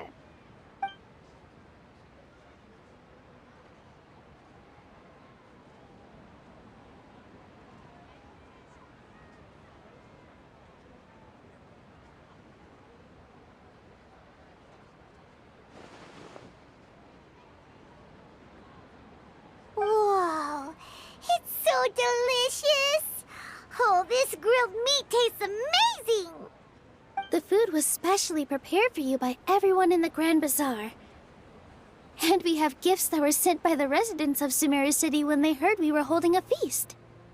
Everyone that came said that you saved Sumeru, and wanted me to thank you all on their behalf. Ah, feels kinda nice to be seen as a hero. I could get used to this. Being a bodyguard is also a hero's job. You've always been amazing, Dia.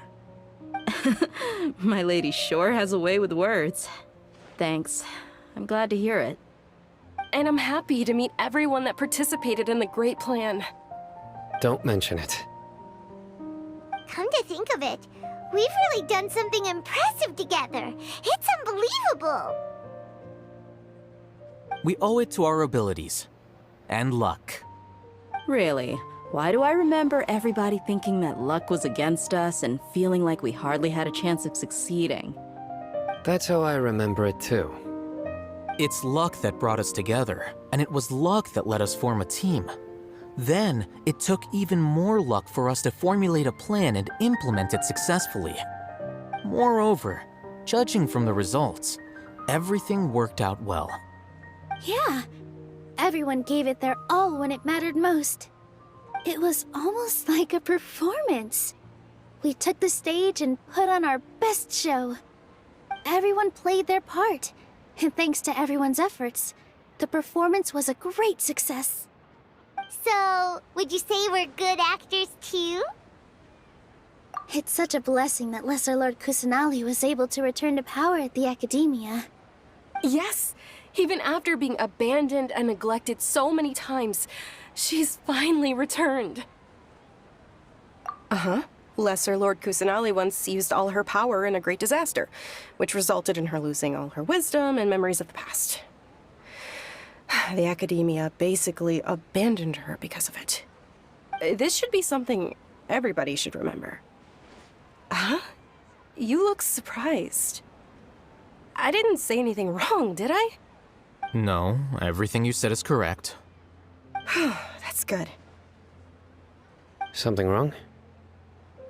Yeah, what's with that face? You knew all of this already. Even if those two giants of the Academia are here, I still have to say it. Those sages really have some nerve.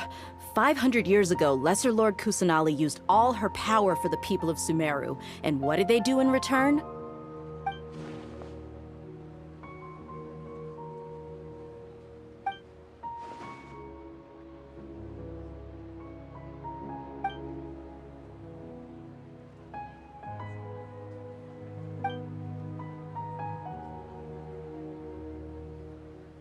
If you bite the hand that feeds you, don't act surprised when it turns into a knuckle sandwich, right, Sino? Perhaps I shouldn't say this, but their treatment of Lesser Lord Kusanali calls for a more severe punishment. You could simply tell Lesser Lord Kusanali that you wish to have Azar and his accomplices severely punished. I respect our deity's decision, and won't interfere in any way. While we're on this topic, why didn't you accept the Academia's invitation to become the Grand Sage? Are you trying to say that I'm fit to be a sage? Not at all. But every person handling the selection process has said that you are the most suitable candidate to lead the Academia right now. Why?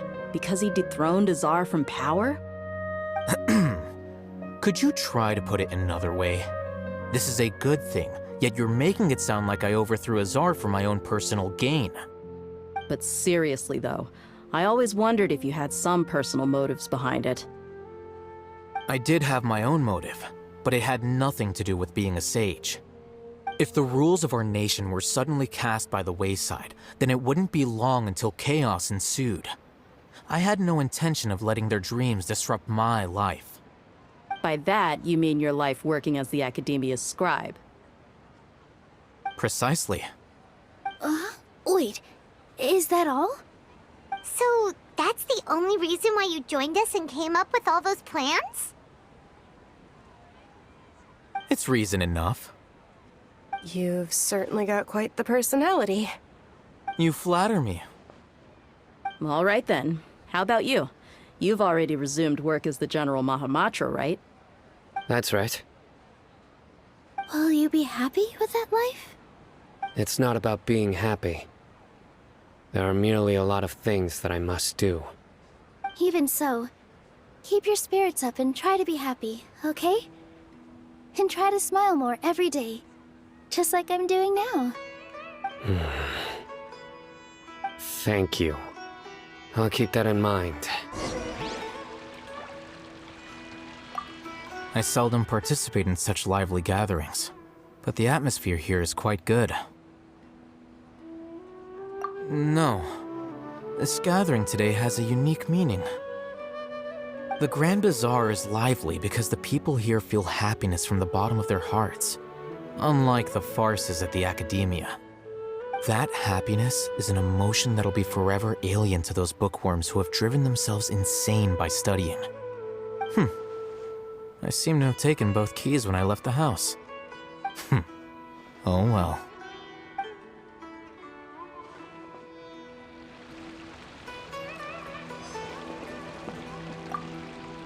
My lady, the grilled meat over there is delicious. Have you tried it? Yes, I also tried some fruit just now. Oh, they're very sweet. What an amazing place to relax. No wonder everybody likes to rest at the Grand Bazaar. You said it. Oh, look who else is here.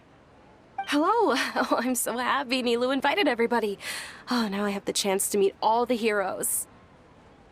Hey, less of that polite chit-chat and more eating and drinking. The feast is about having fun, not stuffy formalities.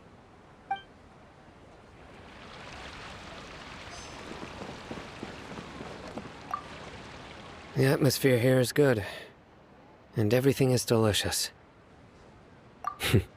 Yeah. I don't often come to such places, but it feels quite good. I have a lot to handle these days. Otherwise, I could show you around. There's always next time. We're friends after all. This feast is pretty good. I like it.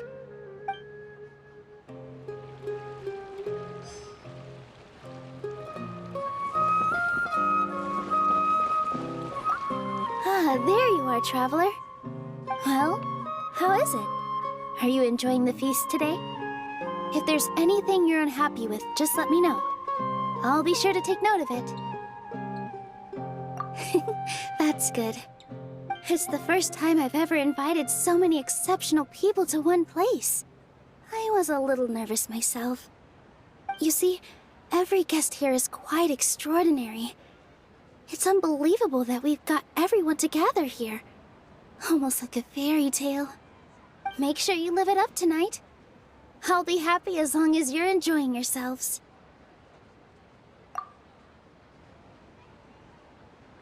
I'm honored to have her think of me this way. If I have a chance in the future, I would really like to invite her to one of my performances. I can't explain why, but I just feel elated right now. Thank you.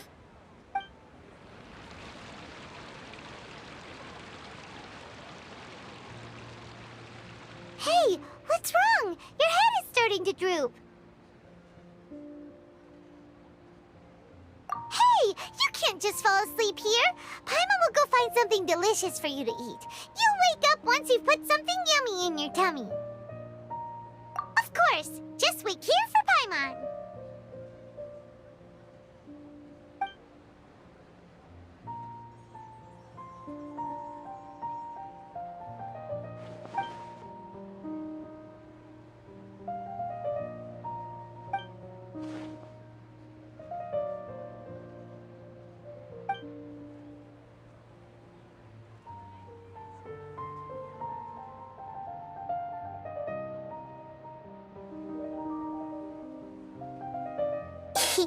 It's me.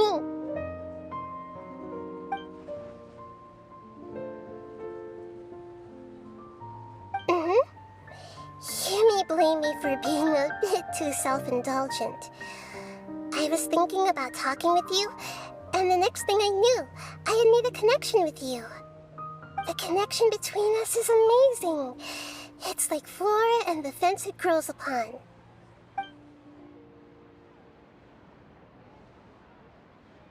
I heard there's an amazing celebration feast today at the Grand Bazaar.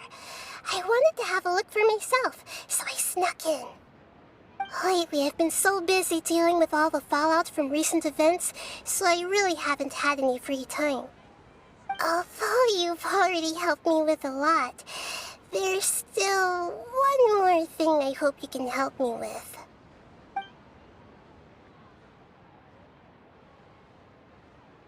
Please say thank you to everyone for me.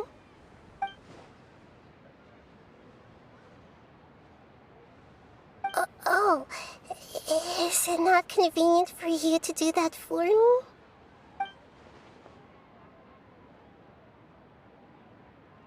But if I just show up all of a sudden, people will become all quiet and stiff, won't they?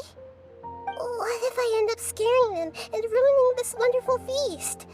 That'd be the last thing I want.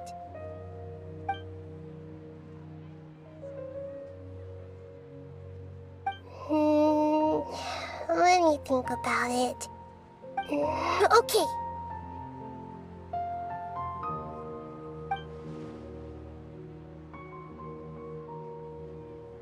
Yes, I have.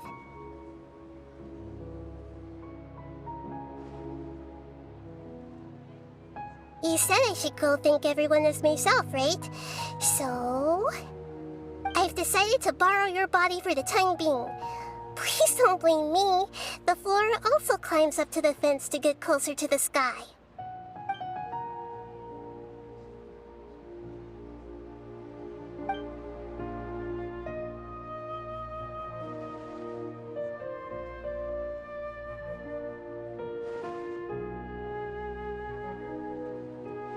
Everyone! Are you awake now? Paimon was just about to bring you the food. It's me. Huh? That voice. Nahida? Hold up, what's going on? I didn't expect to have a conversation with the consciousness of Lesser Lord Kusanali in the Grand Bazaar. Interesting. Is this also a part of the feast? No, of course not. Are you... Lesser Lord Kusanali? Hello, Nilu. You know who I am? Yes, I already know every one of you. Nilu, Alhaitham, Sino, Dia, Paimon, and Dunyarzad.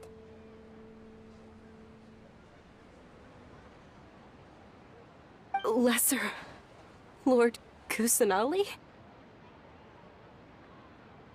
I took the liberty of occupying the traveler's body so that I could thank all of you in person. Thank you so much for rescuing me, even if that meant placing your own safety in peril and taking the risk of becoming enemies with the Academia, the sages, the doctor, the balladeer, and even the entirety of Sumeru. Without you, without any of you, I would have been in a much more difficult situation.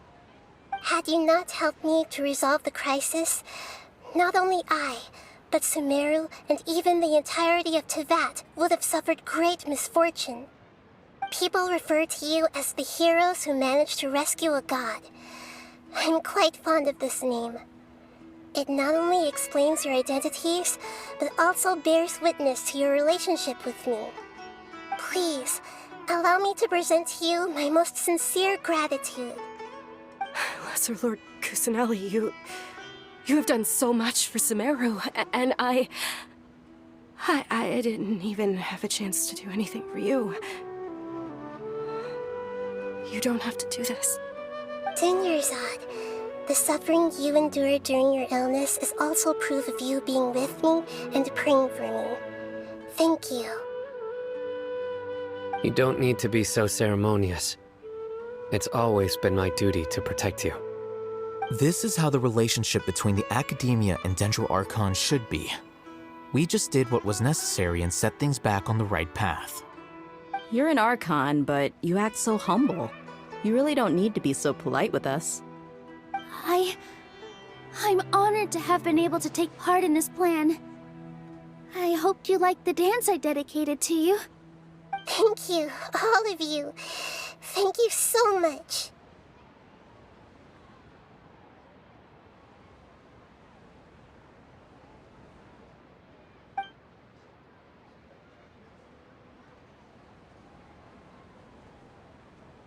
Yeah.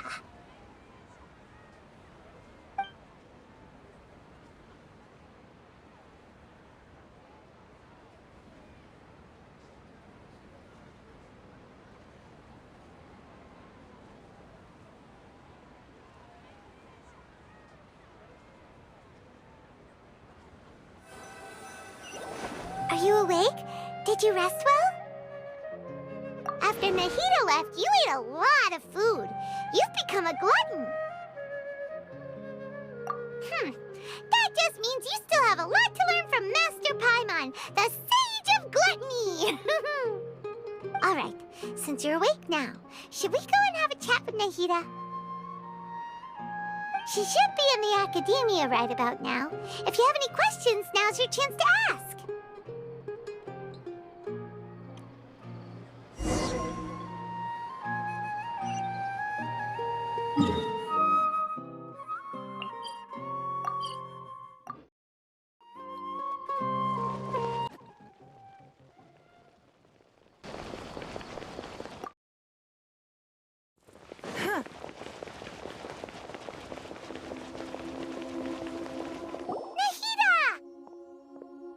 Hello, Traveler and Paimon. What a fantastic night. I'm still immersed in all the happiness and joy, like a candle floating on water. So are we, and that's why we're here to talk with you. Is there anything you want to know? After recent events, the Akasha can no longer function as it used to. I've given it some thought, and have decided to shut it down permanently. But this is definitely not a bad thing. Even from the beginning, I've been planning to shut it down. The Akasha's centralized administration of knowledge has always restrained people's curiosity and curtailed the number of paths available to them. I don't think this is good for Sumeru. Although people may initially feel a little uncomfortable with the loss of the Akasha, they will soon understand that this life is more suitable for them. And as for the future of Sumeru, I'm preparing to regain control of the academia. The former sages have received their punishment, but the new sages have yet to be selected. I will oversee the process personally. I hope that the new 6 great sages will be more focused on academics. Sumeru needs such leaders more than ever. The other big issue is the people of King Deshret. All the residents of the desert, in fact. They have been mistreated for far too long. I've already taken some measures to address this. It will take some time to rebuild everything, but no matter if it's culture, friendship, or trust, we will rebuild it. You mean, what happened after the doctor put you to sleep? Not exactly. The top-ranked Fatui Harbingers, up to number 3, possess power comparable to that of gods. I was no match for him in that kind of situation. However, in spite of the bad situation, I still managed to make a fair deal with the doctor. I'm sure you remember the entity that changed your fate, the Heavenly Principles. In fact, the Heavenly Principles has been quiet since the Conria disaster 500 years ago. I used this point as leverage against the doctor. I told him that the Heavenly Principles may be awakened if I destroy the Gnosis. Although it's just a bluff, he still fell for it. I assumed that the Heavenly Principles wouldn't just stand by and let such extensive damage to its laws take place. And as for what I exchanged for the Gnosis, the exchange served as both punishment for the doctor, as well as a boon of new knowledge that I couldn't refuse as the God of Wisdom. He's still in a coma. I've hidden him like how one would hide a feather. I know you have many misgivings about him, but as someone who had become a god, he has retained a number of very useful features. Don't worry, I'll keep an eye on him and make sure he doesn't do any evil. In addition, there are still some mysteries left in him. Some things may be very clear from my perspective, but he is still yet to understand them himself. His future will be determined by fate.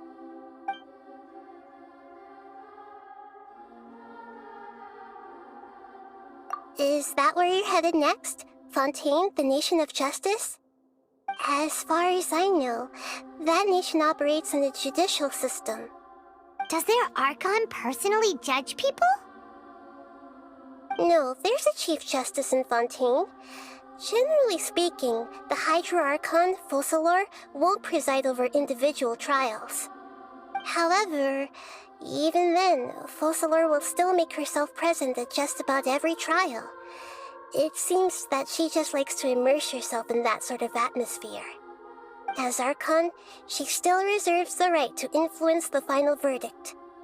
Anyway, let's just say she's got, a very unique personality.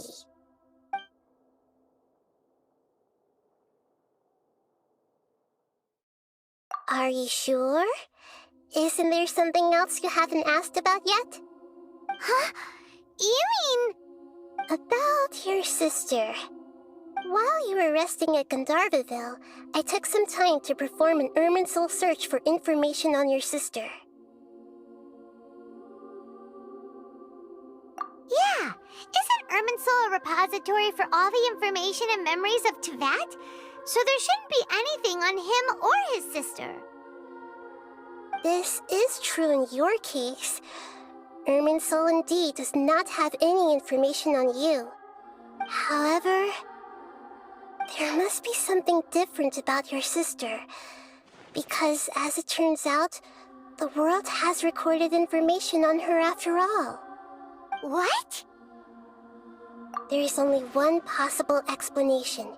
She belongs to this world.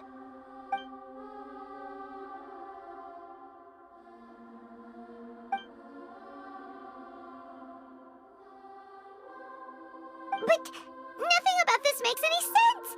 Wasn't this your first trip to Teyvat? According to the records I was able to access, your sibling suddenly appeared in Conria. After the Conria disaster, she began her journey through the 7 nations of Teyvat. But just as her journey was about to reach its conclusion, the Irminsul records on her suddenly become fuzzy. What do you mean, fuzzy? Did something happen to her? All I know for sure is that somebody, for reasons only they can know, is deliberately obfuscating her fate. And whoever it is, if they can do that, who knows what else they're capable of. But even that wouldn't explain how she somehow comes from this world. Something else I noticed was that according to these records, the Fatui have not classified your sibling as one of the Descenders. What's a Descender? Paimon's never heard of it. Look, I'm sure you must be curious about the information I received from the Fatui in return for my gnosis, right? A very important part of the intel was about this world's Descenders. External beings, ones that don't belong to this world. Traveler, you are Teyvat's 4th Descender. Huh? So the Fatui count 3 other Descenders before the Traveler, and his sister isn't even one of them? That's right. My current hypothesis is that the first Descender was likely what we now call the Heavenly Principles. As for the other Descenders, I still need to verify their existence. It could take me some time. Paimon's head's about to burst from all this crazy new information. And yet, even knowing all this, I'm sure you must still have a lot of unanswered questions. I must say, I truly regret that I can't help you more as the God of Wisdom. There are many questions in my heart as well. I will need some time to go through each one of them. And soon, you'll also begin your journey anew and depart from Sumeru. I'm very interested in your future. It's a journey that can't be observed or recorded by this world. If fate is the ultimate knowledge, then your future will be the ultimate fate. Paimon's sure glad we got to meet you, Nahida. The pleasure is all mine. I can't thank you enough. Alright, that's enough talk for today. If you ever miss me, just close your eyes, and maybe I'll appear in your dreams.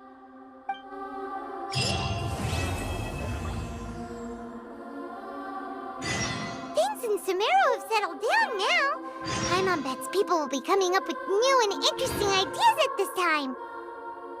How about we take a walk around Sumeru City and see if anyone needs our help? Paimon has a sneaking suspicion that it just might pay off.